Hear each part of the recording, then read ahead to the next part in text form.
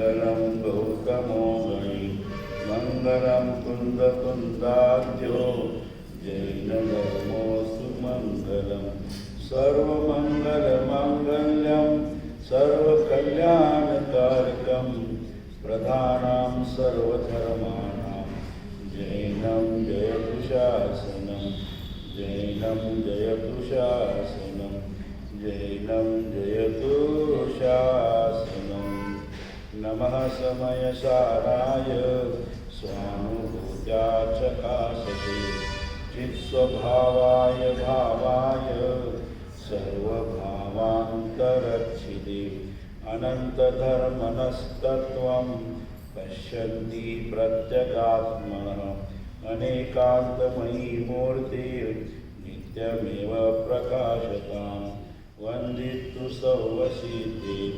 ध्रुवमचलमनोमङ्गलिं पते गोच्छामि समयपामुर नमो सिद्धकेवलीमनिदम्।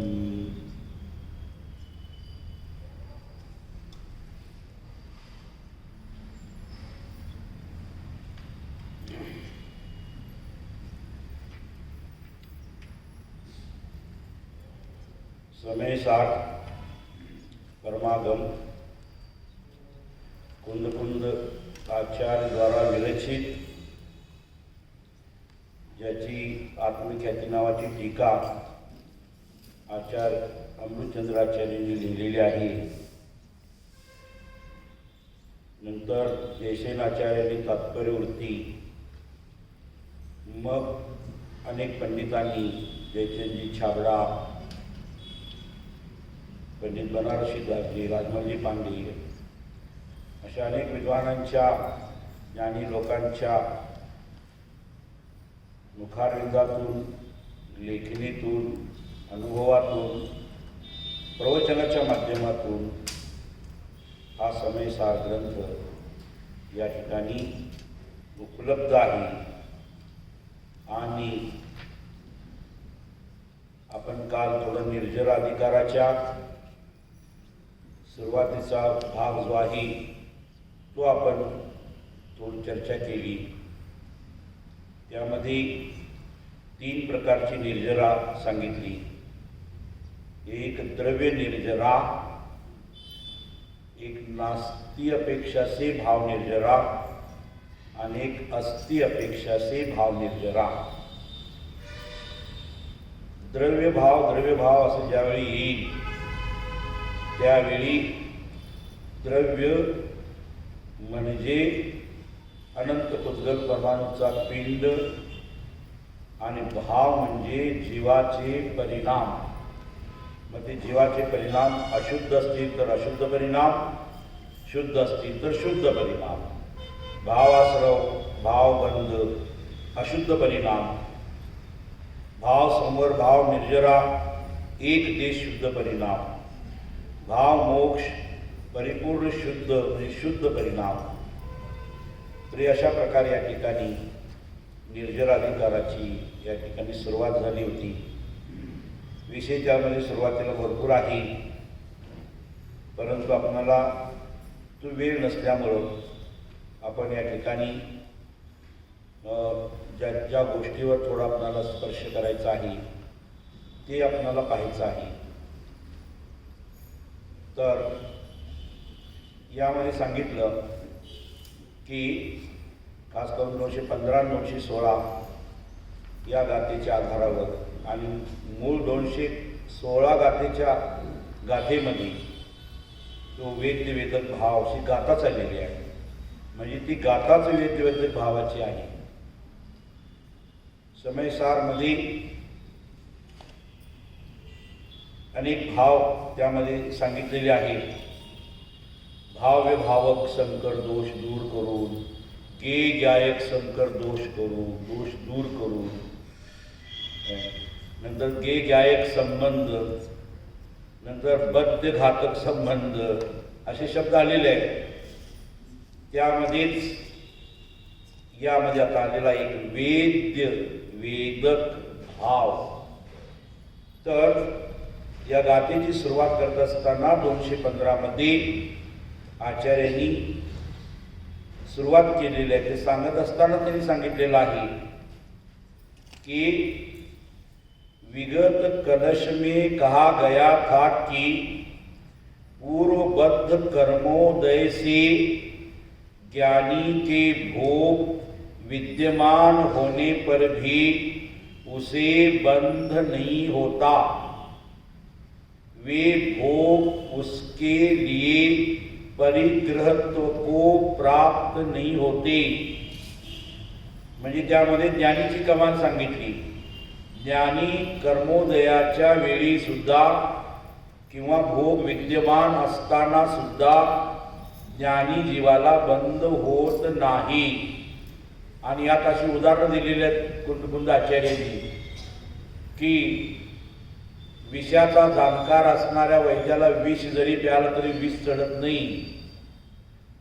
मद्याचा जाणकार असेल तर मद्य त्याला चढत नाही. अशी उदाहरण दिलेली आहे. पण जाणकार शब्द घातलाय ना, असं आहे, त्यासाठी आहे, अज्ञानानं नाही. आणि अगदी जीवाधिकारपासून किंवा पूर्ण समयसार अगदी पूर्णरंगपासून जीवाचे जे अनध्यवसाय भाव आहेत, अज्ञानानं उत्पन्न झालेली जे काही मोह राग द्वेष परिणाम आहेत, जे नवीन कर्म बंद करण्याला कारणीभूत असे मोह राग द्वेष अज्ञान भाव आहे, त्या अनध्यवसाय भावापासून दूर होण्यासाठी आचार्यांनी या ठिकाणी उपाय सांगितला. आणि मग कलशाच्या माध्यमातून आत्म्याची महिमा सांगताना सुद्धा त्या ठिकाणी आचार्यांनी खूप चांगले चांगले कलश त्या ठिकाणी भरलेले आहेत. हे श्लोक आनंदाच्या अमृतानं कलशानं भरलेले आहेत.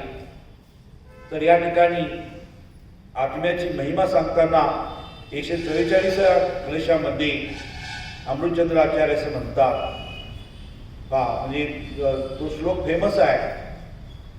अचिंत्य शक्ती स्वयमेव देव, अचिंत्य शक्ती स्वयमेव देव, चिन्मात्र चिंतामणिरेश यस्मात् सर्वार्थ सिद्धात्मकया विदत्ते, ज्ञानी किमन्यस्य परिग्रहेण. किती गोड श्लोक आहेत की नाही. आम्हाला गोड पदार्थ आवडतात, गोड माणसं आवडतात, पण त्यापेक्षा गोड श्लोक आवडले पाहिजे. गोडी निर्माण करतात. हे काय सांगितले बा, अचिंत्य शक्ती स्वयमेव देव, चिन्मात्र चिंतामणिरेश यस्मात् सर्वार्थ सिद्धात्मकया विदत्ते, ज्ञानी किमन्यस्य परिग्रहेण. काय सांगितले यामध्ये, य ज्ञानी आत्मा स्वयं ही चिन्मात्र चिंतामणि है. आत्मा स्वयं, आत्मा कसा है, चिन्मात्र चिंतामणि है. और अचिंत शक्ति वाला देव है. देव भगवान, आत्मा, आत्माला भगवान म्हटलं, देव म्हटलं. देव है इस कारण इसके सर्व प्रयोजन स्वयं ही सिद्ध है. त्याचे सगळे जे प्रयोजन आहेत, जे प्राप्त करण्याचे जे मूळ हेतू आहे, ते स्वतः सिद्ध आहे. म्हणजे त्याला जे हवं आहे कृतकृत्य होण्यासाठी ज्ञानी जीवाला जे हवं आहे ते सर्वच्या सर्व आपल्या त्रिकाली ध्रुव भगवान आत्म्यामध्ये आहे. ज्याची आराधना केल्यानंतर सर्वार्थ सिद्धी म्हणजे सगळ्या प्रकारची सिद्धी, कृतकृत्यपणा होतो, सर्व प्रयोजन की सिद्धि होती है. इसलिए अब इसे अन्य किसी पदार्थ के, बाह्य पदार्थ के परिग्रह से, माने परिग्रह के संग्रह से क्या प्रयोजन. मनुष्य परिग्रह का संग्रह करतो, सुखी होण्यासाठी. परिग्रहाच्या पाठीमागे का लागतो, सुखी होण्यासाठी. परिग्रह का संचित करतो, सुखी होण्यासाठी. मग ते परिग्रह 24 प्रकार परिग्रह सांगितलेले आहेत ना. 24 प्रकारचे बाह्य परिग्रह, अंतरंग परिग्रह. त्यामुळे अंतरंग परिग्रहामध्ये पहिला परिग्रह मिथ्यात्वच आहे. मिथ्या, क्रोध, मान, माया, लोभ, हास्य, रती, अरती, शोक, भय, जिगुप्सा, स्त्रीवेद, कुवेद, नपुंसक वेद, अंतरंग परिग्रह. आणि धन, धान्य, दासी दास तू प्रमाली आहेत ते सगळे बाहेरचे 10 परिग्रह. हे बाह्य परिग्रह समजलं का नाही. मग या परिग्रहामध्ये असे भेद करतात. अंतरंग परिग्रह जीवाचे परिणाम त्याला अंतरंग परिग्रह. आणि ते जीवाचे परिणाम ज्याच्या आधारे निर्माण होतात, जे बाह्य धन धान्य वस्तू आदी जे आहेत ते बाह्य परिग्रह. परी म्हणजे सभोवताली, परी समंतात इति परी, चोहोबाजूने ग्रहण करण्याचे भाव, त्याला म्हणायचं परिग्रह. सगळ्या बाजूनं परिग्रह, सगळ्या दिशेनं मला यावं, हा परिग्रह. तर बाह्य परिग्रह आणि अंतरंग परिग्रह. तर अंतरंग परिग्रह दुःखाला कारण आहे, बाह्य परिग्रह संयोग आहे. संयोग ना दुःखाला कारण आहे ना सुखाला कारण आहे. अज्ञानी त्याला इष्ट अनिष्ट मानून सुख दुःखाला कारण मानतो आणि मोह द्वेष परिणाम करतो. खरं अंतरंग परिग्रह हे दुःखाला कारण आहे. पण समयसारमध्ये परिग्रहाचे 2 प्रकार केलेले आहेत. आतापर्यंत आपण ऐकलं की नाही, परिग्रहापासून दूर, परिग्रहापासून दूर, परिग्रहापासून दूर. आता इथं सांगायला लागले परिग्रहाच्या जवळ गेला तरच तुला मोक्ष मिळणार आहे. हे काय उलट आहे. आता तरी सांगायला लागलाय परिग्रह दूर. तर इथं परिग्रहाचे 2 भेद केलेत समयसारमध्ये. भूतार्थ परिग्रह, अभूतार्थ परिग्रह. भूतार्थ परिग्रह, अभूतार्थ परिग्रह. जे बाह्य 10 परिग्रह आणि अंतरंग 14 परिग्रह जे आहेत ते अभूतार्थ परिग्रह आहेत. ते आत्म्याला उपयोगी नाहीत, आत्म्याला सुखाला कारणीभूत नाहीत, आत्म्याला मोक्ष देणारे नाहीत, कृतकृत्य सुख देणारे नाहीत. भूतार्थ परिग्रह आत्म्याला कल्याणाला कारणीभूत आहे. भूतार्थ परिग्रह म्हणजे काय? परिग्रह म्हणजे संपत्ती. लक्षात घ्या, परिग्रह याचा काय? प्रॉपर्टी. मग आपल्या आत्म्यामध्ये अनंत गुणांची जी प्रॉपर्टी आहे, स्वभावामध्ये पारिणामिक प्रॉपर्टी, ज्याचा आश्रय केल्याशिवाय सम्यक दर्शन होत नाही, ज्याचा आश्रय करावाच लागणार आहे. आणि त्याच्या जसा बाहेर परिग्रहाच्या पाठीमागे लागतो तसा आचार्य सांगतात, तुला जर परिग्रह पाहिजे असेल, तुला जर करोडपती, अरबपती, खरबपती आणि कसला पती व्हायचा असेल तर ते सगळं पती पण आत आहे. तुला बाहेर डोकावण्याची गरज नाही, तुला कसलीही अडचण येणार नाही. असा एक परिग्रह आपल्या आत्म्यामध्ये आहे.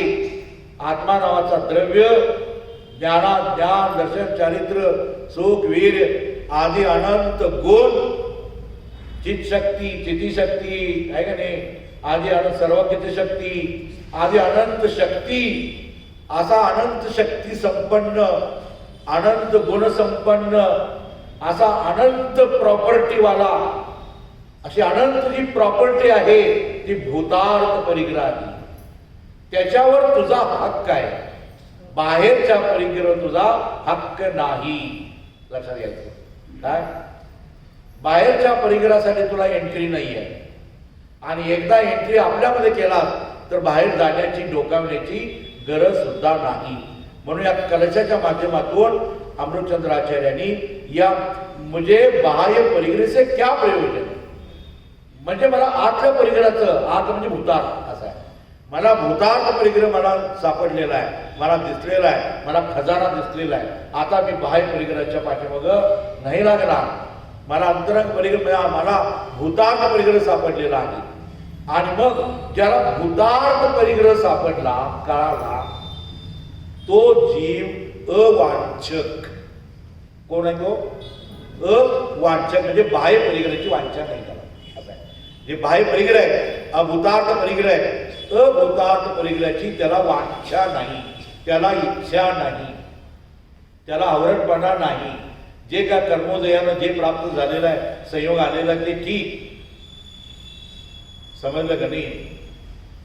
पुण्याच्या उदयानं मिळालेला संयोग पुण्याच्या उदयानं मिळालेला संयोग वैराग्यपूर्वक भोगणं, वैराग्यपूर्वक ज्ञानी वैराग्यपूर्वक भोगतो पण वैराग्यपूर्वक, आसक्ती नाही आहे, राग नाही आहे, प्रीती नाही आहे, त्याच्याबद्दल प्रेम नाही आहे आणि द्वेष नाही आहे. प्रेम नाही म्हणजे द्वेष, रागद्वेष नाही आहे.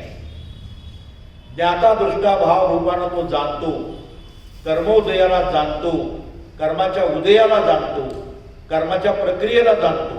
त्याला कर्माचं ज्ञान आहे, त्याला स्व आणि परचं ज्ञान आहे, स्व आणि परचं त्याला विवेक आहे. असा ज्ञानी पुरुष अवांछक. वांछा असेल तर भूतार्थ परिग्रहाची आहे त्याला, बाह्य परिग्रहाची त्याला वांछा नाही. म्हणून या गाथेपासून अवांछकच्या गाथा आलेल्या आहे. वांछा नाही तर त्याची अवांछकची गाथा यामध्ये 215 मध्ये पहिली आहे. बा काय सांगतो बा, विगत कलश में कहा गया था कि पूर्वबद्ध कर्मोदय से ज्ञानी के भोग विद्यमान होने पर भी उसे बंध नहीं होता, वे भोग उसके लिए परिग्रह को प्राप्त नहीं होते. का? आसक्ती नाही आहे, त्याच्याबद्दल प्रेम नाही आहे, त्याच्याबद्दल इच्छा नाही आहे आणि मिथ्यात्व नसल्यामुळं त्याला आकुलताजनित रागद्वेष नाही आहे. म्हणजे भोग विद्यमान असताना सुद्धा परिग्रह को प्राप्त नहीं होता है. अब इस गाथा में, आता या गाथेमध्ये युक्ती से इसी बात को सिद्ध कर रहे हैं. आता युक्तीने सिद्ध करायला लागले. वेदवेदची गाथा पुढची आहे पण त्याला एक पृष्ठभूमी म्हणून आपण घेत आहोत. गाथा मूलतः इस प्रकार है, उपोनोदय भोगो वियोग बुद्धि तस्सो नित्यं कंखामनागदस्य उदयस्य न कुवदेनानी. किती सुंदर गाथा आहे, प्राकृत आहे पण सुंदर आहे. समजलं का नाही? या रत्नाचा संग्रह करावा, वेळ मिळेल आणि जितके आपले मुद्दे आहे हे गाथा श्लोक पाठ करावेत. लक्षात घ्या, म्हातारपणी उपयोगी येते. समजलं का नाही? म्हातारपणी येऊन अगदी मरणासन्न अवस्थेमध्ये दुसरे कोणीतरी येऊन डाण डाण डाण ते रेकॉर्ड वाजवण्यापेक्षा, समजलं का नाही, काय 24 तास रेकॉर्ड वाजवण्यापेक्षा हे आपल्याजवळ आहे. खरं म्हणजे मरणासन्न असणारा जीव, संलेखनावर घेतलेला जीव, काय तो ज्ञानी असतो ना, त्याला माहीत आहे सगळं. तो त्याच्यामुळे तो दुसऱ्यांना सांगत असतो लोकांना, शोक करू नका, राग करू नका, आत्मा असा आहे. इथं उलट झालं, एवढं बस आणलो असतो तेच सांगत बसले त्याला. तू शोक करू नको, तू काय राग करू नको, काय आम्ही सगळं पाठीमागं आहे, आता राग सोड, आमच्यावरची प्रीती सोड. तो जर ज्ञानी नसेल, त्याच्या तरी हे नसेल, हे काय मनवा लावले म्हणून जर आतरोधून परिणाम केला. त्यासाठी तयारी अगोदरपासून पाहिजे. लक्षात घ्या, आपण खिलाडी व्हायचं, अनाडी व्हायचं नाही. अनाडी आणि खिलाडीमध्ये फरक आहे. काय? अनाडी तयारी करते हैं, बोलते हैं, और खिलाडी तयार रहते हैं. खेळाडू नेहमी कुठलेही ग्राउंड येऊ दे मी खेळणार, कोणती परिस्थिती असू दे मी खेळणार, कोणती परिस्थितीमध्ये मी आहे, सक्षम आहे, मी समर्थ आहे. आणि अनाडी लोकांना सांगितलं जर तयारी करतो, थांबा बघतो जरा काय काय आहे ते, पहिला तयारी करत नाही. तो म्हणतो बघतो, समजलं का नाही? तो म्हणतो बघतो, तयारी करत नाही. तो तयारी करतो म्हणणारी कधी तयारी करत नसतात. समजलं का नाही? आणि तयारी खरोखर करत असणारे ते जगात जाहीर करत बसत नाही, मी तयारी करायला लागलोय, काय माझी एवढी तयारी झालेली आहे, नोंद घ्या माझ्या तयारीची. नाही, कोणत्याही परिस्थितीमध्ये, प्रतिकूल अनुकूल कोणत्याही परिस्थितीमध्ये ज्ञानी जीव तयार असतात. आपण ज्ञानी बनायचं आहे ना, एनी टाइम काय होऊ दे, आज मरण आज येवो, कालांतराने काही होऊ दे. आपला न्यायमार्ग कधी, हा जो न्यायमार्ग आहे लक्षात घ्या. काय तुम्हाला युक्तिरूपानं न्यायरूपानं तुमची प्रॉपर्टी आचार्य तुम्हाला सांगायला लागले. हा न्याय निवाडा सुरू येतो आता सध्या सुप्रीम कोर्टामध्ये. आपण आलो येतो सगळे सुप्रीम कोर्टामध्ये दलील द्यायला लागले आता इथं. आतापर्यंत आम्ही भांडण झालेलं आहे, ही प्रॉपर्टी माझी, ती प्रॉपर्टी माझी, ती माझी, ही माझी, ती माझी. आता हे सुप्रीम कोर्टामध्ये न्याय निवाडा द्यायला लागले अरिहंत आणि आचार्य. तुला प्रॉपर्टी पाहिजे ना, तो याच्यापेक्षा मोठी प्रॉपर्टी तुला देतो, याच्यापेक्षा अमूल्य प्रॉपर्टी आहे. मग त्याला वाटतं अरे काय प्रॉपर्टी आहे, ते प्रॉपर्टी आपल्याला, हा परिग्रह, ही प्रॉपर्टी आपल्याला घ्यायची आहे. तर काय सांगेल बा, उपनोदय भोगो वियोग बुद्धी तस्सो नित्यम कंखामनागदस्य उदयस्य न कुवदे नानी. उदयगत जो भोग है उनमें वियोगी बुद्धि है, और अनागत भोग की सद्ज्ञानी के कांक्षा नहीं. काय सांगितलं, जो वर्तमान में उत्पन्न उदय का भोग है वह ज्ञानी के सदा ही वियोग बुद्धि पूर्वक होता है, और ज्ञानी आगामी उदय की वांछा नहीं करता. म्हणजे उदयाचे जे भोग आहे वर्तमानचे, भूतकाळातले आणि भविष्यकाळातले, तीन प्रकारचे भोग त्यामध्ये अमृतचंद्र आचार्यांनी थोडा खुलासा केलेला आहे. काय केलेलं आहे बा, कर्मोदय से होने वाला उपभोग अतीत, वर्तमान और अनागत के भेद से तीन प्रकार का है. उपभोग तीन प्रकार का है. एक अतीत म्हणजे भूतकाळातील, वर्तमान काळातील आणि अनागत म्हणजे भविष्य काळातील, तीन प्रकार का है. अतीत का उपभोग तो अतीत समाप्त हो गया, ते तर संपलेलंच आहे भूतकाळात. इसलिए वो परिग्रह को प्राप्त नहीं होता.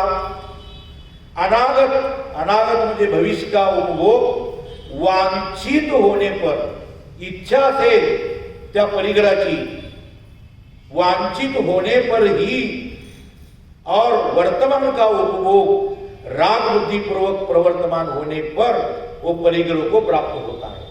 केव्हा परिग्रह प्राप्त होणार, तर भूतकाळातला उपभोग तर संपलेलंच आहे. आता राहिले दोन, वर्तमान काळ आणि भविष्य काळ.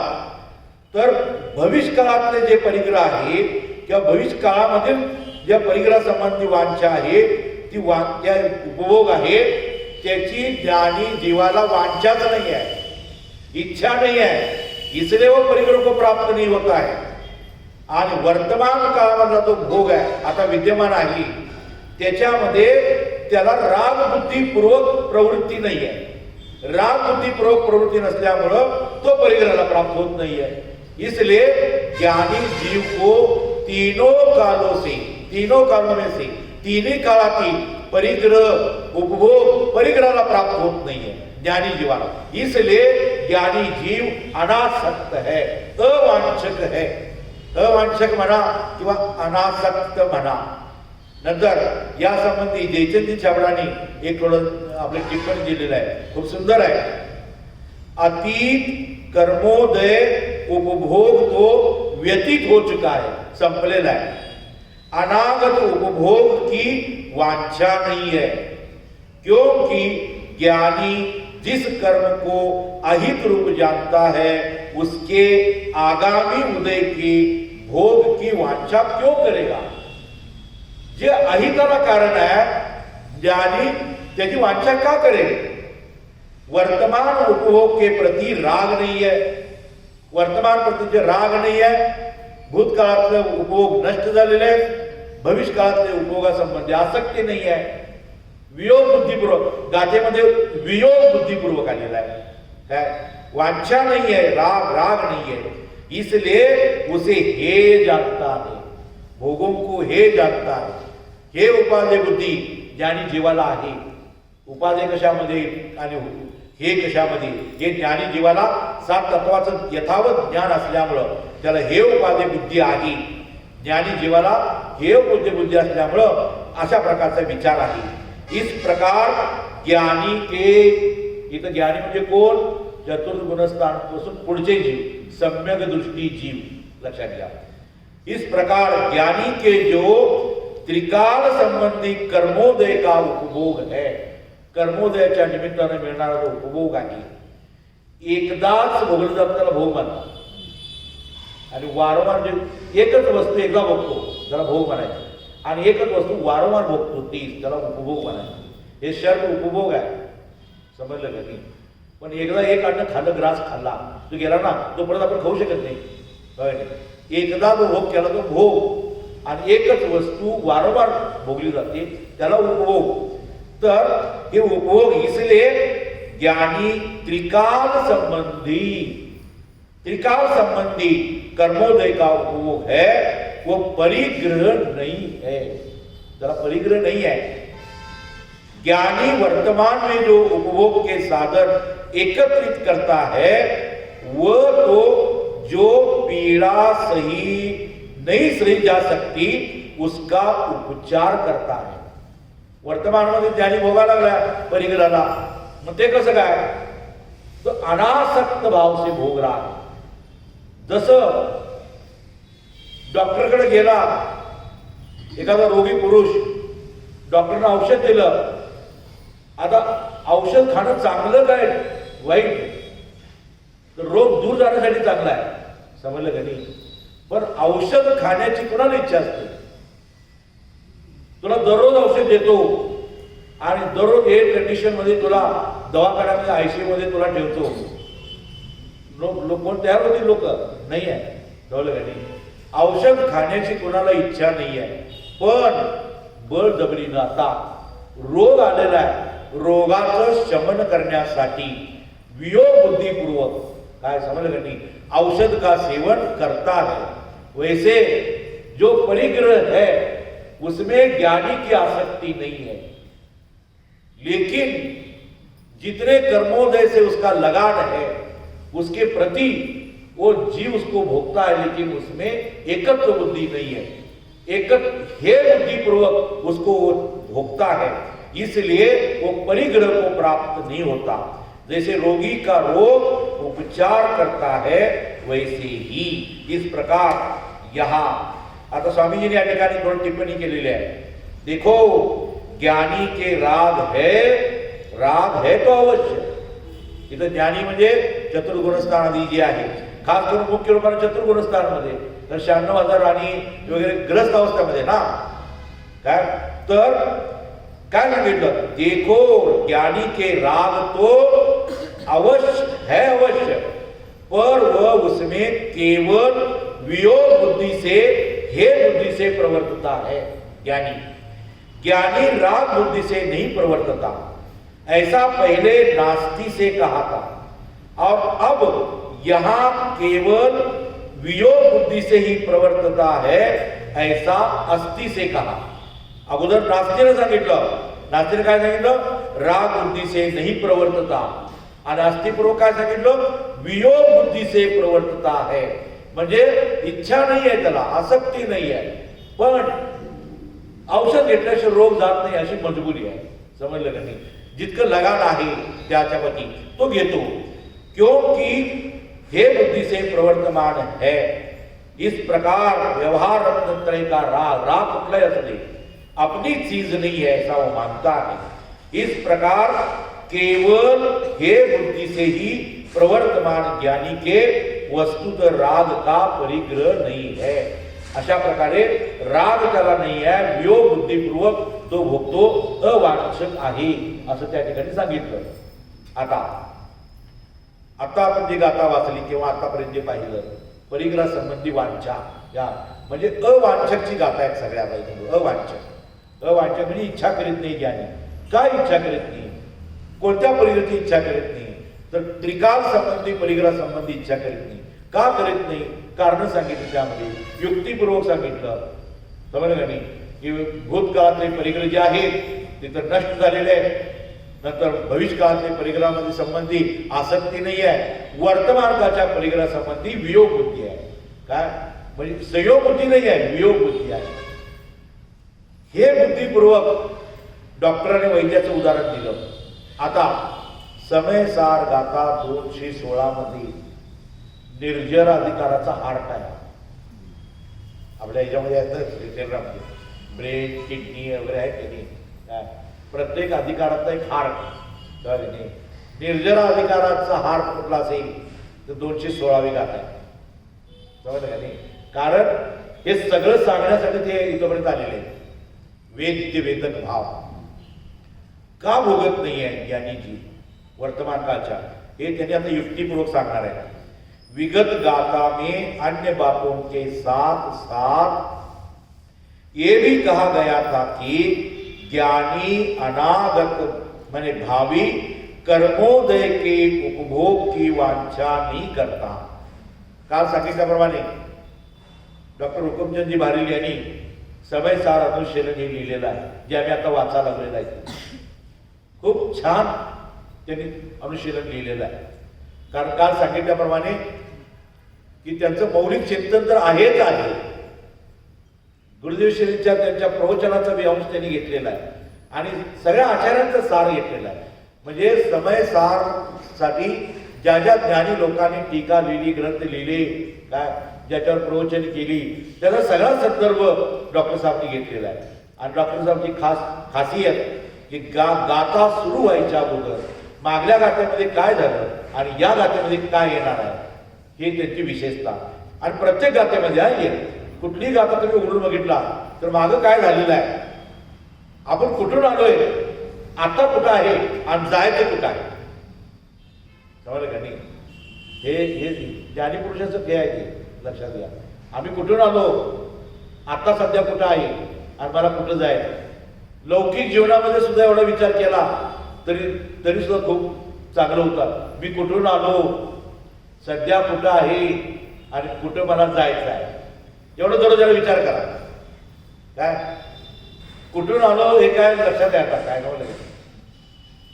4 गती 84 लाख योनी निघून, म्हणजे अनंत दुःखाच्या योनीतून, अनंत दुःखाच्या गतीतून आपण आलोय. मी स्वर्गातून आलोय नाही, ते मी दुःखाच्या गतीतून झालेलं आहे.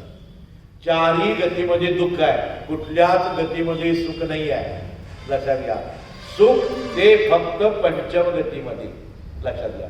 कर्माचा अभाव होऊन आपल्या स्वरूपामध्ये पूर्णपणे स्थिर होऊन आपल्या स्वगतीमध्ये, पंचम गती म्हणजे मोक्ष झालं, पण खरी गती म्हणजे ती आपल्या आत्म्याची. काय त्रिकाली ध्रुव भगवान आत्मा जे पंचम गतीला कारण आहे, मोक्ष गतीला कारण आहे, ती गती माझी खरी आहे. समजलं का नाही? स्वगत आपला आहे, स्वगत आहे आपलं स्वगत आहे. काय आणि स्वगत का जो स्वागत करता है उसकी गती सुधरती है. आम्ही स्वागत कोणाचं करतो? स्वर्गाचं, भोगाचं, तिचं त्याचं स्वागत करतो. वा या वेलकम वेलकम वेलकम वेलकम. पण आपलं वेलकम कधी केलं नाही ना. स्वगत का कभी वेलकम नहीं किया, स्वगत का स्वागत कभी नहीं किया. इसलिए जो स्वगत का स्वागत करता है उसकी गती सुधरती है. म्हणून निर्जराधिकारमध्ये आचार्य अरुणचंद्राचार्यांनी, कुंदकुंदाचार्यांनी असं करुणाबुद्धीपूर्वक सांगितलं, हे जीव, हे जीव, हे भगवान, हे देव, जो तू 4 गति के गति में फंस गया है, वो तेरा पद नहीं है, अपद है. वो तेरा पद नहीं है, तेरा पद तो स्वपद है.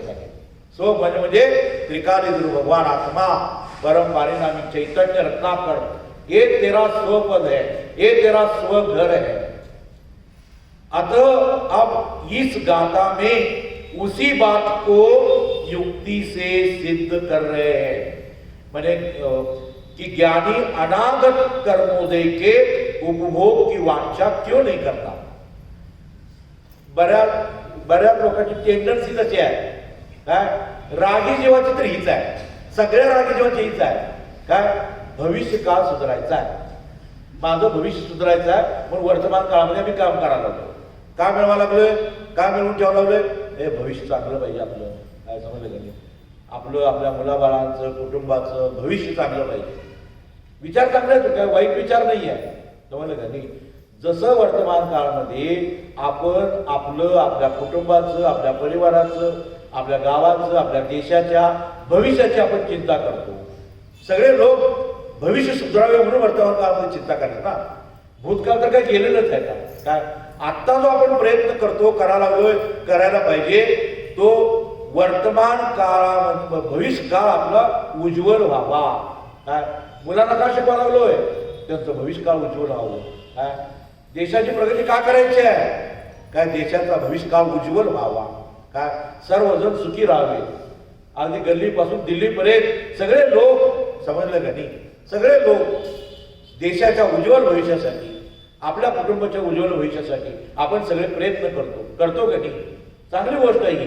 काय हे जसं आपल्याला बाहेर आपल्याला कळतं तसं आचार या ठिकाणी काय सांगायला लागला?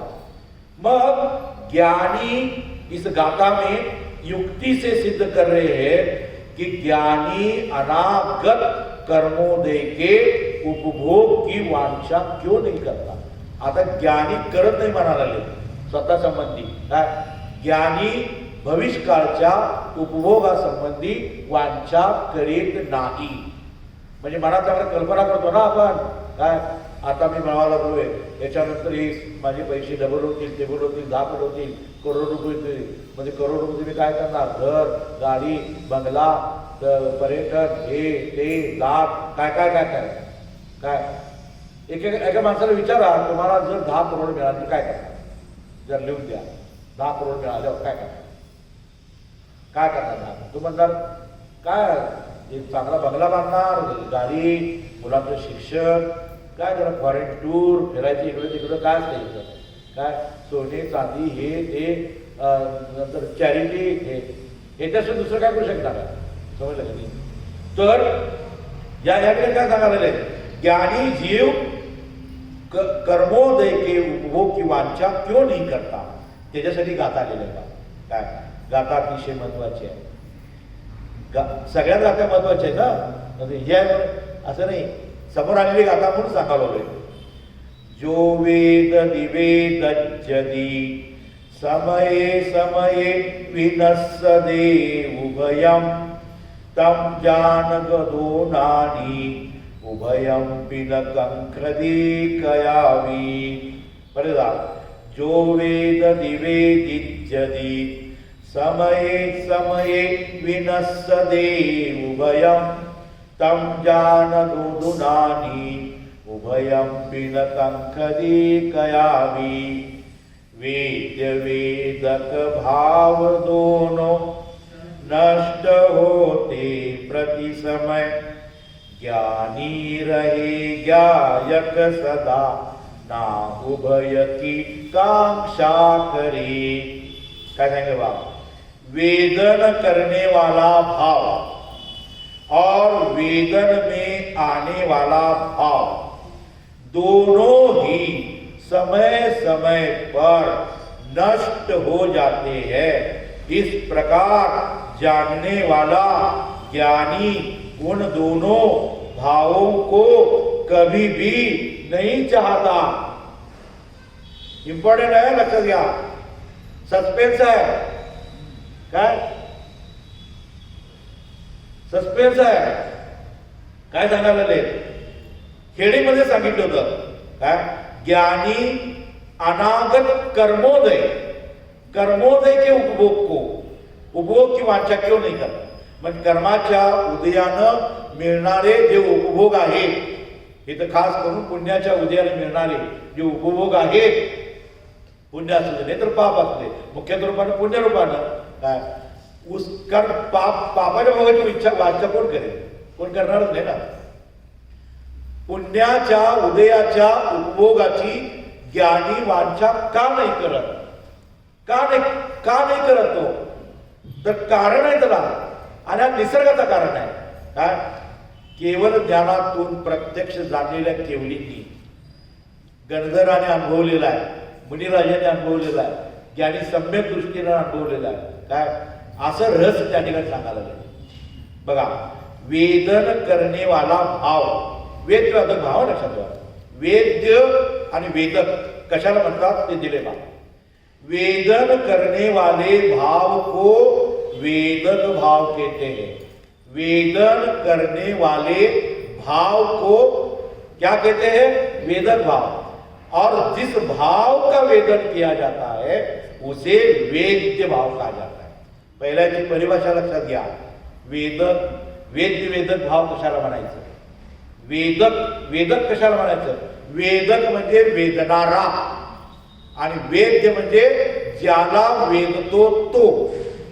उदाहरण द्यायचं झालं, उदाहरण समजा आता केळ आहे, काय केळ आहे, तर केळ खाण्याची इच्छा, मी केळ खाल्लो, तर केळ माझ्यासाठी वेद्य काय, आणि त्याला वेदण्याचे भाव काय, परिणाम करणारा तो जीव, पर्याय, त्याला म्हणायचं वेदक काय. म्हणजे जीवाचे परिणाम, जीवाची इच्छा, त्याला म्हणायचं वेदक.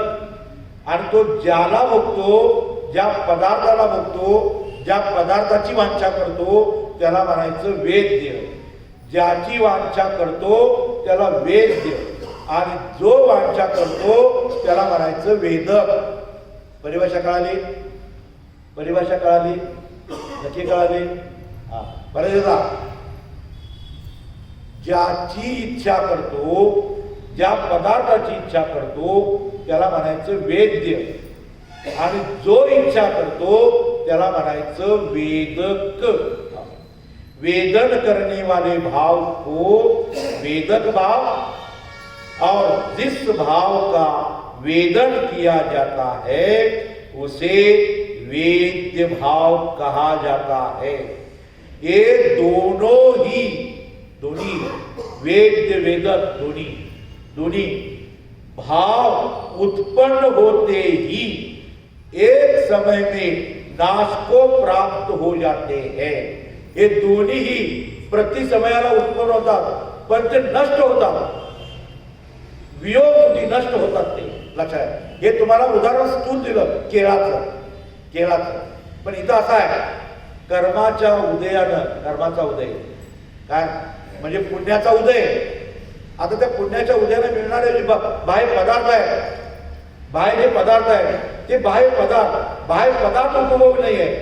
त्या पदार्थासंबंधी जो कर्माचा उदय झालेला आहे, समजलं का नाही, तो उपभोग, तो परिग्रह, आणि त्याच्या संबंधित जीवाचा होणारा राग, मोह परिणाम, राग परिणाम, म्हणजे कर्माचा उदय, उपभोग, आणि उपभोग ज्याच्या आधारे प्राप्त होते ती बाह्य वस्तू, आणि त्या कर्माच्या उदयाशी भोगण्यासंबंधी जे परिणाम आहेत, जीवाची इच्छा आहे, जीवाचा राग आहे, समजलं का नाही. म्हणजे जीवाचा राग, कर्माचा उदय आणि बाह्य पदार्थ, 3 गोष्टी आल्या आपल्याला. किती आल्या? 3 गोष्टी. एक केळ, काय समजलं का नाही. आणि आता हे केळ खाण्याचा मला केळ प्राप्त होण्याचा मला उदय आला ना, पुण्याचा उदय आला. तो पुण्याचा उदय आणि पुण्याच्या उदयाला भोगण्यासंबंधी राग. आम्ही म्हणतो ना, मला केळ भोगायचा, तो केळेला नाही भोगायचा, समजलं का नाही. त्या केळासंबंधी रागाला भोगत असतो. कोणी जीव परपदार्थाला भोगत नाही, लक्षात घ्या. आजपर्यंत मी किती अन्न खाल्लं, काय खाल्ला नाही चालतो, त्या अन्नासंबंधी रागला भोगलेला आहे. जीव राग को भोगता है, और राग जिसके आधार से होता है, संयोग को नहीं भोगता है. कारण संयोग पर पदार्थ आहे, ते पुद्गल आहे, तू जीव आहे. 2 द्रव्यामध्ये अत्यंत भाव आहे, समजलं का नाही. जीव अन्न खाऊ शकत नाही, जीव पाणी पिऊ शकत नाही, जीव परपदार्थाला भोगू शकत नाही, जीव संयोगाला भोगू शकत नाही. कारण संयोग परपदार्थ आहे, जड पदार्थ आहे, जड पदार्थ पुद्गल आहे. काय मग एक द्रव्य दुसऱ्या द्रव्याला भोगू शकत नाही. निमित्ताच्या अपेक्षेनं, व्यवहाराच्या अपेक्षेनं ते कथन आहे. पण निश्चयानं बघितलं, परमार्थानं बघितलं तर कोणताही जीव परपदार्थ आपल्या शरीराला भोगू शकत नाही. तो हे शरीर आहे ना, बाह्य पदार्थ दूर आहे, ये शरीर सुद्धा, शरीर को भी नहीं भोगता है. वो शरीर संबंधी, पर पदार्थ संबंधी जीव में जो रागादि भाव होता है, उस रागादि भाव को अज्ञानी भोगने का भाव करता है. ज्ञानी नहीं करता है, उसको अज्ञानी करता है. मैं राग को भोगता हूं, मैं राग को भोगता हूं, राग का वेदन करता हूं, ऐसा अज्ञानी कहता है, अज्ञानी मानता है। ज्ञानी की आसक्ति नहीं है, वियोग बुद्धि है, इसलिए उसको नहीं भोगता है। म्हणून तीन गोष्टी झाल्या, बाह्य पदार्थ, त्याचा आलेला कर्माचा उदय, आणि त्या उदयासंबंधी जीवाचे होणारे राग। आता इथं वेद भाव कुठला आहे? कर्माचा उदय वेद्य, त्याला भोगण्याचे भाव वेदन। केळ बघलत राहिले, केळ ना वेदक आहे ना वेद्य आहे, लक्षात घ्या। काय ते वेदचं बाह्य पलीकडे आहे, ते लक्षात घ्या, बाह्य आहे, त्याचा आहे, ते आपलं नाही आहे। मग काय सांगायला लागले? कर्माचा उदय आहे, कर्माचा उदय ने राग, बघा लक्षात इकडं, हा कर्माचा उदय आणि हा राग, समजलं का नाही? हे दोन्ही एका लाईनीला आले, मॅच झाले तरच ते कार्य होणार आहे, तेच कार्य होणार आहे, भोगण्याचं कार्य। पण आजपर्यंत कुठल्याही जीवाचा, कोणताही जीव असू दे, कुठल्याही जीवाचा उपभोग आणि राग कधीच मॅच होत नाही। हे इथं येतोय तर हे जातोय, इथं आला राग ना, मग राग काय गाडी गेला घेऊ, मग इकडं आला, मग तो कर्माचा उदय इथं आला, मग आणि जाऊया हे जाऊ खेळ गेला, यो इकडे पुढे खाली जातो, म्हणजे नष्ट होतोय। काय यो इकडे आला तर हे कधी मॅच होत नाही, ते असे टोडर मध्ये त्याला पण झपट्टे मारणं, वार झपट्टे मारणार छात आहे, का झपट्टे मारले? काय हे प्रकृतीचा नियम आहे कसा?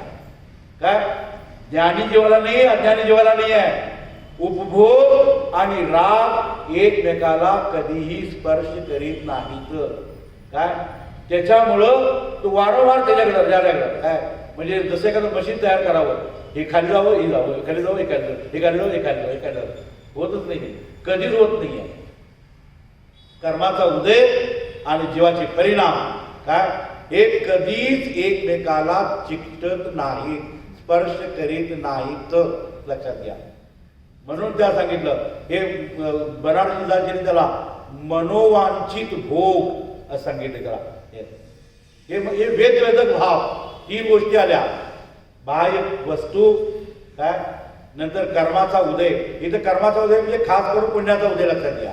उपभोग त्याला भोगणार ना तो, पुण्याचा उदय आणि जीवाचे परिणाम राग। इथं वेदवेदक भाव कुठे आहे? कर्माचा उदय संबंधी उपभोग जो आहे तो वेद्य, त्याला भोगण्याचे जीवाचे परिणाम, त्याला म्हणायचं वेदक। काय सांगायला? वेदक भाव समय नष्ट होते, मॅच होतच नाही ते। बघा तुम्ही कधी करू बघा, मग तुम्ही करतो घ्या, हे तुम्हाला ते व्यायाम करायला सांगितलं नाही, हे कधी होत नाही, कधी येत कधी असं आहे कर्माचा उदय, असं होतच नाही का? प्रकृतीचाच नियम आहे तो। आता मग उपभोग करत का चाललाय तो? मी सुखी व्हावं, मला सुख मिळावं म्हणून झपट्टे मार रहा, पण हे होणं शक्यच नाही आहे। हे ज्ञानीला कळाल्यावर अरे मी अनादिकाल से मी हे अशा प्रकारची अज्ञान बुद्धी केलेली आहे, अशा प्रकारची केलेली आहे। तर हे सांगायला लगता कि जो वेदन करने वाले भाव को वेदन भाव और जिस भाव का वेदन किया जाता है उसे वेद्य भाव कहा जाता है। ये दोनों ही भाव उत्पन्न होते ही जन्मल्याबरोबर काय समय नष्ट होते। बघा कर्माचा उदय आणि रागाचा जन्म एकाच त्यांचा वाढदिवस एकदाच आहे, समज का नाही? जन्मतात एकदा आणि मरतात एकदाच, जन्मतात भी एकदा आणि मरतात भी एकदाच, इसलिए समय नष्ट हो जाता है। इस कारण इनका मेल बैठना संभव नहीं होता, याचा मेल कधी बसत नाही, बसणार नाही किती कोशिश केला तरी। क्योंकि जब जीव किसी पदार्थ को भोगने का भाव करता है तब वो पदार्थ उपलब्ध नहीं होता। तेव्हा ते पदार्थ उपलब्ध नहीं है। और जब वो पदार्थ उपलब्ध होता है तब तक जीव को उस भोगने का भाव समाप्त हो जाता है। इस प्रकार विनाशशील होने से, अरे बाबा, विनाशशील असल्यामुळं वेद्य वेदक भाव का मेल नहीं बैठता है, मेल बसत नहीं।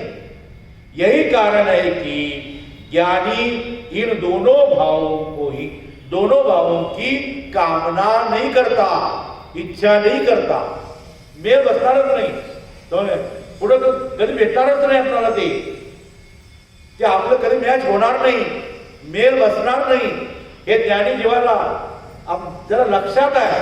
म्हणून तो अनागत भविष्य के परिग्रह की, भविष्य के उपभोग की वांछा नहीं करता। समझ गए नहीं? वेद्य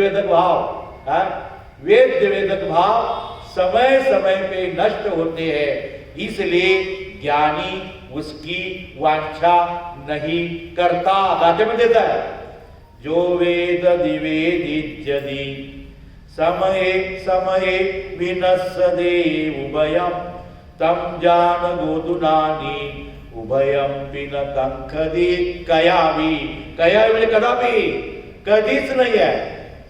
कुंद आचार्यांनी, जिनेंद्र देवानी समूह शरणामध्ये सांगितलं, समजलं का नाही?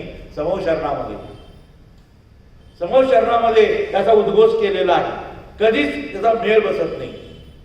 आता याचाच आधार घेऊन वेदक भाव का आहे व्याख्या सांगितली आणि त्याच्यामध्ये चक्का होत नाही हे सांगितलं, समजलं का नाही? आता याच्या आधारावर पंडित बनारसी दादांनी नाटक समयसारमध्ये याचाच आधार घेऊन कुंद आचार्यांचा आणि आचार्य अमृतचंद्रांच्या कलशाचा आधार घेऊन त्यांनी लिहिलेलं आहे बघा, काय अतिशय महत्वाचं आहे बघा। कारण म्हणजे अमृतचंद्र आचार्यांनी ते लिहिलेलं आहे कलश वेदवेदक भावचं, काय म्हणजे आपण जी गाथा वाचली त्याचाच त्याने अर्थ कलशामध्ये केलेला आहे। वेद्य वेदक विभाव चलनत्वा वेद्यते न खलु कांक्षितमेव तेन कांक्षति न किंचन विद्वान सर्वतो अपि अति विरक्ति उपेति। काय सांगितलं बा?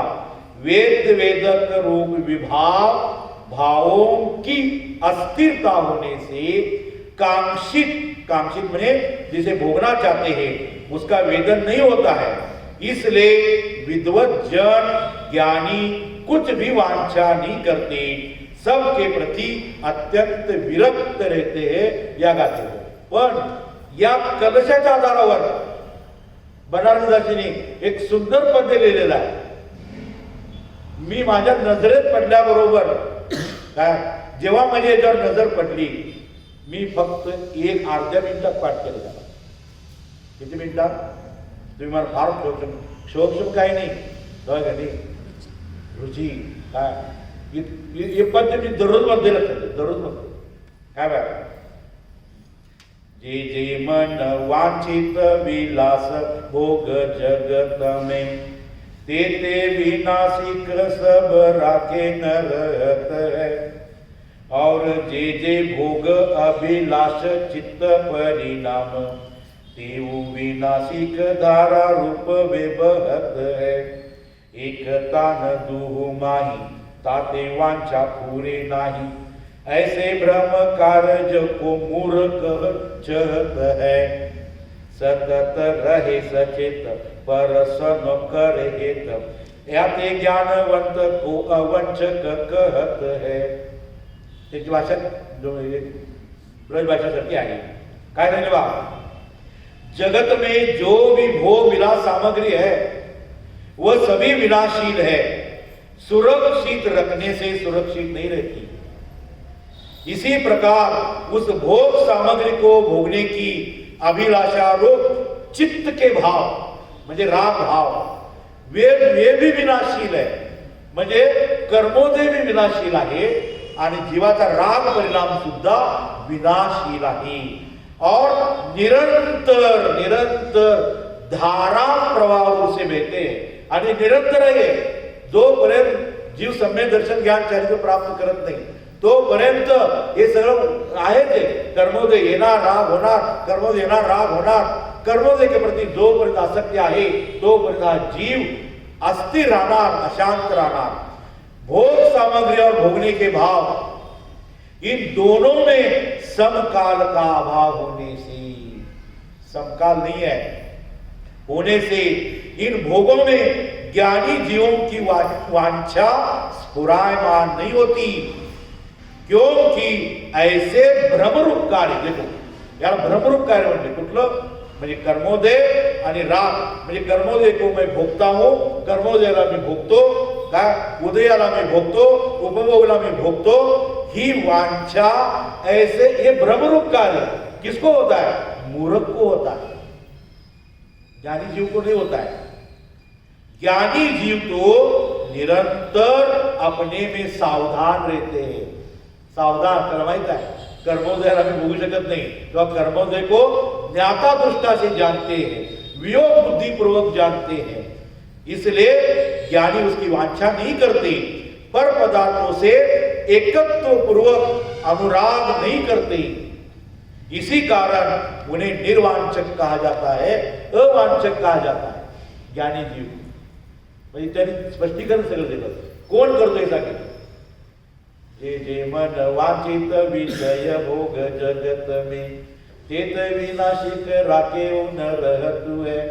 और जे जे भोग चित्त अभिलाष परिणाम ते विनाशिक धारा रूप वे बहतु है.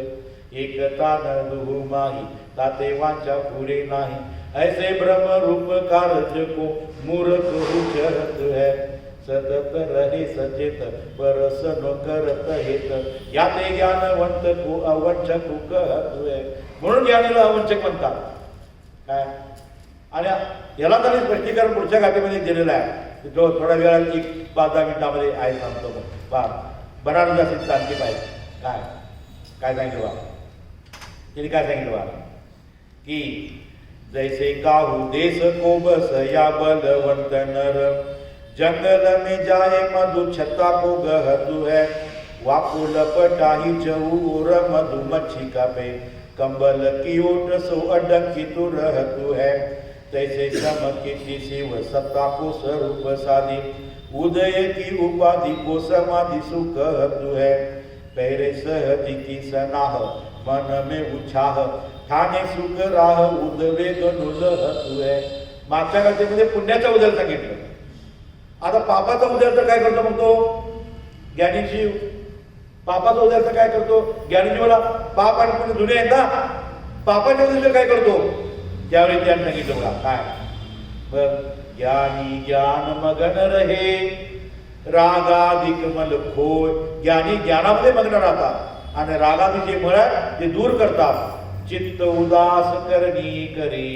आपला चित्त उदास ठेवतात, सप्ताभाव ठेवतात. कर्मबंध नाही करे. कर्मबंध नाही होत, त्याला कर्मबंध होत नाही. आणि त्याला स्पष्टीकरण करणे उदाहरण दिलेलं आहे. जैसे काहू देशो को बस या बलवंत नर. कुठल्या तरी देशातला एक पार मनुष्य, शक्तिशाली मनुष्य काय केला, जंगलमध्ये गेला, वनामध्ये गेला. काय कशासाठी तर ते मधाचं पोळ असते नाही, मध काढण्यासाठी. समजलं का नाही. ते मध काढण्यात, मध कुठं आहे, ते मधाच्या पोळ्याला आहे ना.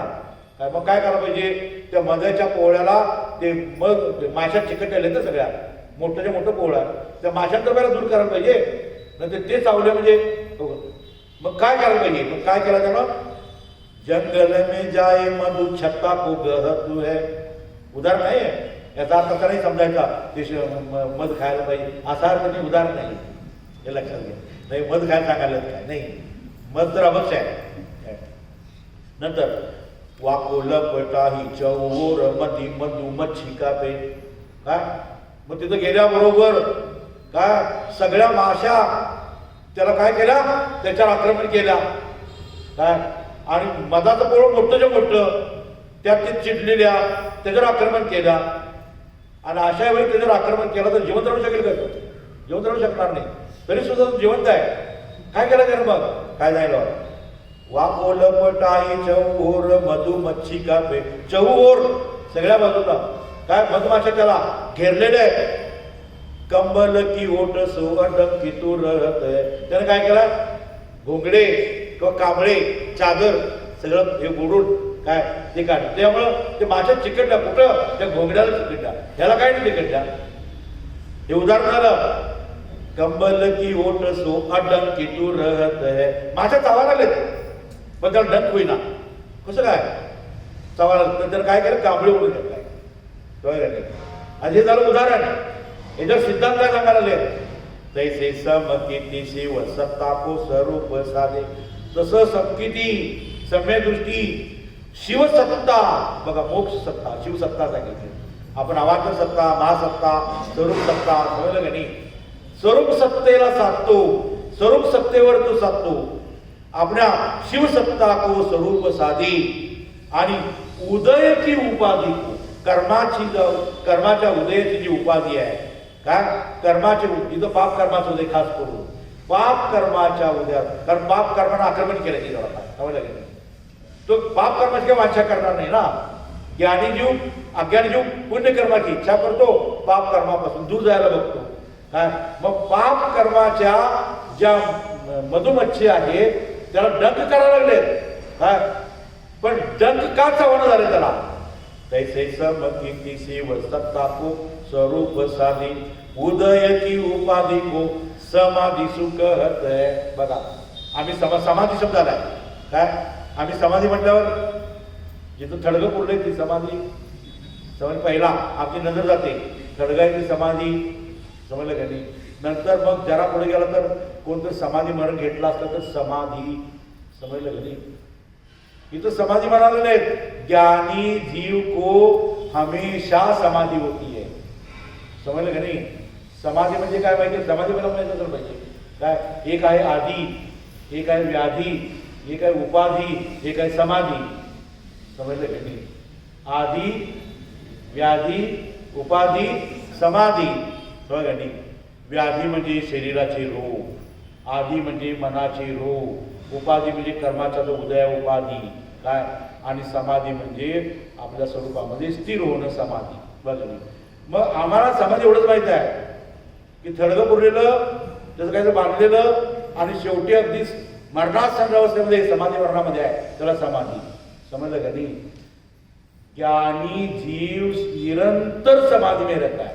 ते कसं काय, समाधी याचा अर्थ आहे लक्षात घ्या, समाधी की कर्माच्या उदयाला, पुण्याचा उदय असू दे नंतर पापाचा उदय असू दे, त्या कर्माच्या उदयाला ज्ञानी जीव साक्षी रूपानं जाणणं काय, त्याला नाव समाधी. कर्म की उपाधी को समाधी सुख है. कर्माच्या उपाधीला समाधी, माझा कर्माचा उदय आलेला आहे समजलं का. मैं पूर्व में मैंने जो कर्म किए उसका उदय आया है बगने, तो उसको शांत भाव से, निराकुर भाव से, समता भाव से उसको जानता है, देखता है, वियोग बुद्धि से भोगता है, लेकिन उसमें राग नहीं है. पहिले सहजी की. मग कसं, मग ते कर्माने डंक मारले, मग त्यानं जसं कांबळं ओढलेलं त्यानं काय केलंय ते काय सांगलं बा. पहिले सहज की सना, सना म्हणजे चिलकत, चिलकत माहिती की नाही, बरकत बरकत. लढायला गेला लोक लढत धारत तलवार देतात की नाही, पण आत चिलकत घालतात लोखंडाचं वगैरे, आत चिलकत घालतात. चिलकत त्याला सना म्हणतात. हिंदीमध्ये त्याला बख्तर म्हणतात. हिंदीमध्ये त्याला बख्तर, मराठीमध्ये त्याला चिलकत काय, सना हा शब्द काय, कन्नडमध्ये काय म्हणतात माहित नाही मला. चिलकत बख्तर, मराठीत कवच, कन्नडमध्ये कवच. कवच कवच हा कवच काय, लोखंडाचं कवच असते ना ते त्याला. मग लोखंडाचे कवच घातला आणि कोणतरी शत्रूनं वार केला, शत्रूनं वार करून सुद्धा मिळाला नाही का, हा कवच आहे ना त्याचं. कर्माच्या उदयानं डंक केला पण त्याने काय झालंय का, त्यानं कुठलं कवच घातलंय, सहज की सना. बघा सहज याचं कवच, काल सहज सुद्धा घातला की नाही, सहज मोडवर काय समजलं का नाही. त्यानं सहज मोडवर ठेवलायचे. हे काय बघा, पहिले सहज की सना, त्यानं सहज सना मध्ये चिलकत घातलेला आहे. और मन में उछा, कर्माच्या उदयाच्या वेळी ते कर्माला डंक करायला आहे. अज्ञानी जीव हा हवाल दिलो होतो, काय व्हावं काय व्हावं काय झालं का, आता माझं कसं होणार माझं कसं होणार. ज्ञानी जीव प्रसन्न है, पाप कर्म की उदय में भी प्रसन्न है, मन में उछाल का ठाणे सुख राह. सुखाच्या रस्त्यामध्ये आहे. उद्वेग म्हणून लहत आहे, त्याला उद्वेग येत नाही. काय त्याला हा हवालदिल होत नाही आहे. कसल्याही प्रकारची त्याला वांछा नसल्यामुळं तो आता निरासक्त आहे, कर्माच्या उदयाला जातो. समजलं गेली. तर पाऊस जोरात सुरू होता. पाऊस आता पावसाळा दिवस आहे ना, पाऊस जोरात सुरू होता. समजलं गेली. आणि वडील होते ते एकदम घरात चिंब भिजून आले, एकदम भिजले. आणि त्याचा लहान मुलगा शाळेला गेलेला होता, तोही पावसात आला. तोही पावसातून आला, वडीलही पावसातून आले. पण वडील तर चिंब भिजलेले होते. मुलगा लहान मुलगा एक पाण्याचा थेंब भिजलेला नव्हता. मग दोघेही पावसात आले. काय कारण असावं मग की मुलगा छत्री घेतलेला होता. काय ते छत्री किंवा रेनकोट न वापरता तसेच पावसात आले. काय ते भिजले. मग ते पावसात ज्यावेळी ते भिजले त्यावेळी पाऊस पडत होता आणि हा मुलगा येतो त्यावेळी पाऊस थांबला होता असं नाही. काय दोन्हीच्या वेळी पाऊस होताच, पण एक भिजला नाही. का कारण त्याला रेनकोट घातलेला नव्हता, हा रेनकोट घातलेला होता, छत्री होती. समजलं का नाही. आपण पाऊस थांबवू शकत नाही, पण पावसापासून थांबण्याचा उपाय करू शकतो ना. कर्माच्या उदयाला पण थांबवू शकत नाही, पण कर्माच्या उदयापासून वाचू शकतो ना. ते कशामुळं सहज की सणा, सहज की छत्री, सहज रेनकोट, सहज चिलकत काय म्हणा ते घालायचं. कधी घालायचं मंदिर त्याचं नव्हे. समजलं का नाही. हा घरात असे 4-5 रेनकोट आणून ठेवा. लक्षात घ्या. इकडे जाताना तिकडे जाताना तिकडे जाताना कपडे किती आणून ठेवतो. काय फॅशनला गेलं रे, पण फॅशनचे कपडे वेगळे, मंदिरचे कपडे वेगळे, ते ड्युटीवर जाताना कपडे वेगळे, पर्यटनाला जाताना कपडे वेगळे, कोणाचे लग्न करायचं ते कपडे वेगळे. काय कसे कपडे वेगळे. समजलं का नाही. ज्ञानी जीवाचे कसे कपडे वेगळे, सणा हे वेगळे आहेत त्याचे. समजलं का नाही. ते तो चिलकत करतो घालतो तो. काय सहज की सणा, सहज त्या ठिकाणी चिलकत, सहज वस्त्र मजबूत घाला. त्याच्यामुळं कर्माचा उदय कधी येईल कसा येईल आपल्याला काय माहित नाही ना, कसा उदय येईल त्यावेळी. मग कर्माचा उदय कधी येऊ दे, कसं येऊ दे. अजून बाहेर पाऊस नाही आहे, पण पाऊस येऊ शकतो ना. बरोबर नाही. रेनकोट घालून जा तो काय, मजबूत रेनकोट घालून जा. पाऊस आला तरी सुद्धा काय घाबरायचं काम नाही. नाही आला तर नाही आला. पाऊस कमी होऊ दे, जास्त होऊ दे, काही होऊ दे, काही होऊ. अशा प्रकारची चांगली चांगली उदाहरणं देऊन तुम्हाला हे करावे. बनारसीचा अशी विशिष्ट आहे. पहिला उदाहरण देतात, मग सिद्धांत सांगतात. उदाहरण सिद्धांत उदाहरण, त्यामुळे उदाहरण दिले. जैसे काहू देश को बस या बल वंदनर, जंगल में जाए मधु छत्ता को गहतु है, वाको लपटाही चहु और मधु मच्छी का पे, कमल की ओट सो अडकी तू रहतु है. तैसे सम कीर्ति शिव सत्ता को स्वरूप साधे, उदय की उपाधि को समाधि सुख है. समाधी, निरंतर समाधी. काय घरात सांगा मी समाधी घेतलेली आहे. घरी गेला घरी गेलो सांगा आज तुला एक गुड न्यूज सांगतो म्हणायचं. पत्नी असेल तर पतीला सांगा, पत्नी असेल तर पत्नीला सांगा, मुलगा असेल तर आईला सांगा, आई असेल तर मुलाला सांगा. घरी गेलं सांगायचं तुला एक गुड न्यूज सांगणार आहे. काय मी समाधी घेतलेली आहे. काय डोकं बिकं फिरलंय का तुझं. हे काय समाधी घेण्याची वेळ आहे काय. काहीतरी बोलू नको म्हणून तुला मंदिरात पाठवत नाही.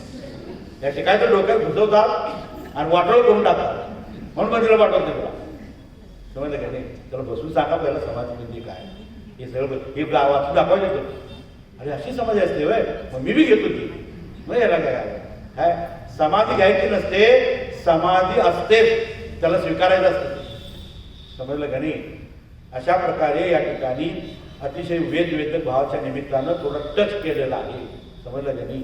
तुमच्याही लक्षात असावं कधी स्वाध्यायामध्ये तो विषय आला तर त्याचं चिंतन करून मनन करून तुम्ही करा. आणि अतिशय उत्साहपूर्वानं तुम्ही सर्वजण करत आहात. इथले सगळे मोक्ष मंडळ भगिनी सगळे लोक अगदी ॲक्टिव्ह आहेत आणि इथलं जे काही ट्रस्टीचे लोक आहेत, कार्यकारी पदाधिकारी, तर मी बघतो, मी कित्येक वर्षापासून बघत आहे भगिनी, इतकी सक्रियता, तन मन धनानं समर्पण आणि त्याच्या करतात ते आम्हाला आमच्यासारख्या लोकांना अवघड वाटतं, ते अवघड होते त्याला, अपेक्षेपेक्षा जास्त सुविधा करतात, अपेक्षेपेक्षा जास्त अपेक्षा नसते आम्हाला, पण काय एवढ्या अपेक्षेपेक्षा जास्त सुविधा एवढे सगळं करतात आणि हे खरोखर धार्मिक लोकांचं लक्षण आहे आणि भविष्यात मोक्षाला जाण्याचं निश्चित लक्षण आहे, लक्षात घ्या. तेव्हा अतिशय चांगलं आहे. आणि आता नवीन नवीन पंडित तिथं आहेत, विद्वान आहेत. आता तिथे पंडित आता कोल्हापूरून आलेले आहेत, प्रफुल्लजी आहे, अक्षय वाडकर आहे, सुधर्मजी आहे, तिथं आणि पण भेटून जे काय शास्त्री शिकून विद्वान आलेले आहेत. आता हे यंग लोक आहेत काय, आणि त्यांच्या मनामध्ये तुम्ही जुन्या लोकांनी जे काय हे सगळं मोठं स्ट्रक्चर उभं केलेलं आहे काय, अगदी रक्ताचा एक एक थेंब, पाण्याचा एक एक थेंब, जसा घामाचा एक एक थेंब गाळून एवढं मोठं सगळं उभं केलेलं आहे. त्याला भविष्यात टिकवण्यासाठी ही नवीन पिढी या ठिकाणी आलेली आहे. ती विद्वान आहे, कार्य करतात, तुमच्या पावलावर पाऊल टाकून आणि हे पुढं वाढवण्यासाठी त्यांची इच्छा आहे, त्यांनी सगळं करतात. मी बघायला सगळं कधी. तेव्हा सर्वांनी या अशा नवीन युवकांना तुम्ही साथ द्या, प्रेरणा द्या, त्यांच्या हाकेला ओ द्या. त्यांच्या हाकेला ओ दिल्यावर ते तुमच्या दुसऱ्या पिढींना, लहान लहान विद्यार्थ्यांना, मुलांना त्यांनी शिकवतील, संस्कार करतील आणि संस्कारक्षम पिढी घडवण्यासाठी आपल्याला हे मदत करतील, मदत करत आहेत, करणार आहे. आणि त्याच्यासाठी आणि भविष्यात मला काय योगदान द्यायला लागलं तर मी देतो असं काही नाही आहे, समजलं का? तेव्हा दररोज हे लोक इथं राहणार आहेत. मी त्यांचं कष्ट बघायला लागलो, तेवढे कष्ट आम्ही सुद्धा करत नाही आहे. खूप कष्ट करतात ते विद्वान, ते ट्रस्टी लोक, सगळे आमचे वडीलधारी मंडळी आहेत, आमचे भाऊ आहेत, आमच्या बहिणी आहेत, खूप कष्ट करतात. मी बघतोय रुचीपूर्वक ऐकतात, समजलं का नाही? रुचीपूर्वक जिथं ऐकतात का नाही तिथं शास्त्र स्वाध्याय सफल होतो, लक्षात घ्या.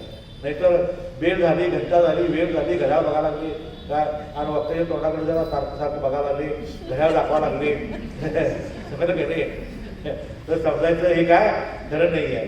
पण हे बेळगावमध्ये मला बऱ्याच ठिकाणी जातो, पण बेळगावसारखं दृश्य मला कुठे बघायला मिळत नाही. खरं सांगू, तुमची स्तुती करावी म्हणून नव्हे, खरं सांगावं, मला समोर जिरवाले आहे म्हणून सांगावं. कधी लोक म्हणजे काय अगदी रुचीपूर्वक ऐकतात आणि अगदी धार्मिक कार्यामध्ये सक्रिय भाग घेतात. सगळे लहानपणाहून थोरापर्यंत सगळेच हे मंडळी खूप राबतात.